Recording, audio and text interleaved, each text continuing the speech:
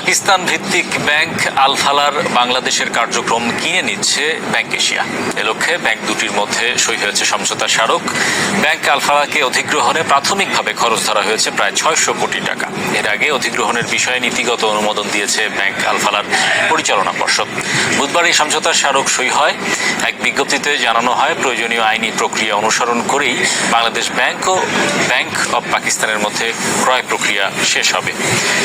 ১৯৯৯ সালে যাত্রা শুরু করে ব্যাংক এশিয়া। প্রতিষ্ঠার পর এ নিয়ে তৃতীয়বারের কোনো বিদেশি ব্যাংকের বাংলাদেশ শাখা কিনে নিচ্ছে তারা। এর আগে কানাডা ভিত্তিক নোভা স্কোশিয়া ও পাকিস্তানের মুসলিম কমার্শিয়াল ব্যাংকের বাংলাদেশের কার্যক্রম অধিগ্রহণ করেছিল ব্যাংক এশিয়া।